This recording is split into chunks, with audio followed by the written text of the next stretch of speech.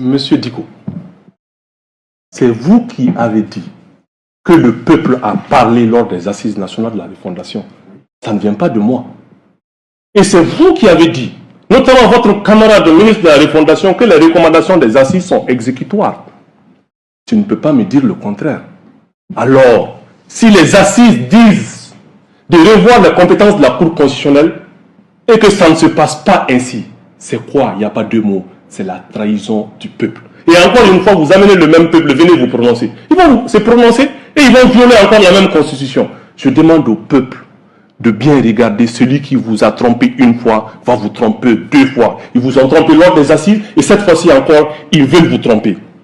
Le Parlement, pour moi, le Parlement a été dépouillé de ses prérogatives. Je le dis. Et pour moi, on aurait même pu leur donner une autre prérogative.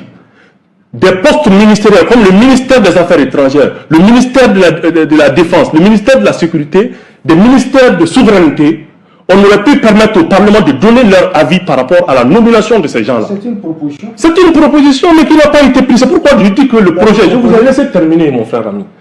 Et c'est pourquoi je dis que le projet n'est pas audacieux. Je suis d'accord qu'il y a des avancées. Le romantisme politique, c'est une bonne chose. Mais 30 ans pour prendre quelques miettes d'avancées. Si on fait 30 ans sans changer, si on veut changer, il faut qu'on soit vraiment audacieux dans le changement. Tout comme toi, mon frère, ami, en 2017, dans Ante Abana, j'ai dit non au pouvoir immense du président. Tout comme toi, dans Ante Abana, en 2017, je suis contre le déséquilibre des pouvoirs. Mon cher, je conclus. Je conclus. J'ai vu un camarade à vous qui était. Je vous ai laissé terminer, mon frère. Je vous ai laissé terminer. Laissez-moi conclure. Et l'amabilité de laisser votre petit frère terminer. Ouais, si votre frère, Maître Demba, qui était membre de l'URD à l'époque, je l'ai vu dire que le président ne doit pas pouvoir nommer des gens au niveau du Sénat. Mais aujourd'hui, c'est le cas. Donc, tout comme vous, à l'URD en 2017, j'ai dit non à cela. Aujourd'hui, vous dites, ok, Doumbia fait des propositions populistes. Mais je conclus que vous êtes pour des gouvernements pléthoriques. Moi, je ne suis pas pour cela. Je l'assume. Parce que moi, vous avez dit que quand je dis qu'on plafonne le nombre du gouvernement, vous n'êtes pas sûr de son efficacité et que c'est une mesure populiste. Mais je conclus que vous ne voulez pas de cela. Si vous ne voulez pas de cela, moi, je veux qu'on conserve. Moi, je pense très sincèrement que on doit pouvoir plafonner ça. Et donc, mon ami, je ne suis pas pour le gouvernement pléthorique. Je veux qu'on conserve réellement les fonds des contribuables maliens.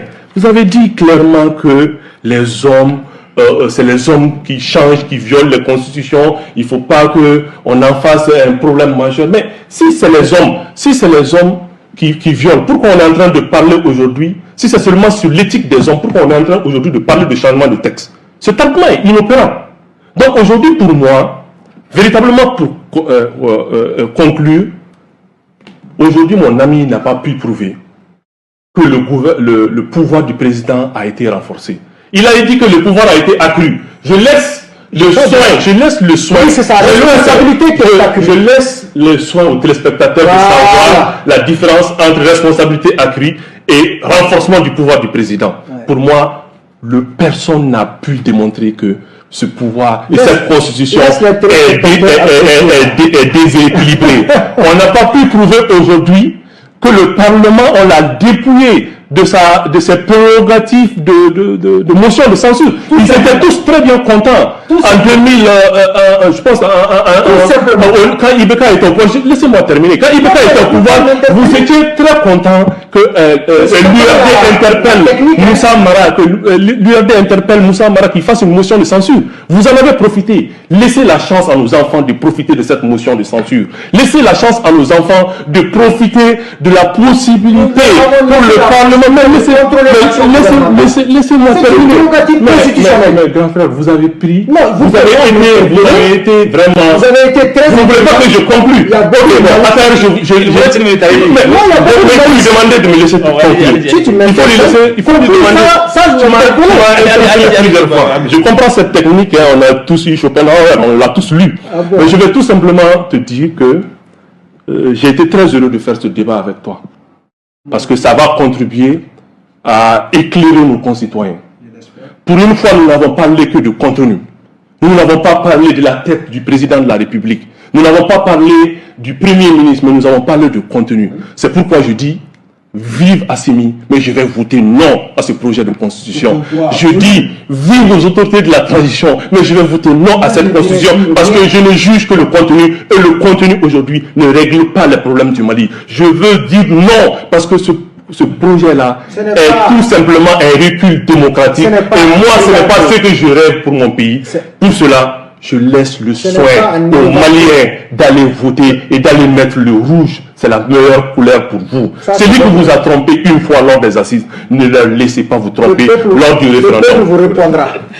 Le peuple malien avisera. C'était un débat assez intéressant entre deux brillants politiques de notre pays, Mamadou Abdoulaye Diko, secrétaire politique de l'IRD, la nouvelle génération de politique. Merci d'être là. Merci beaucoup. Je rappelle que vous êtes secrétaire politique de l'IRD. Hamidou Doumbia, qui répond ici au nom d'une coalition et du front contre le projet de nouvelle constitution. Hamidou Doumbia, merci d'être là.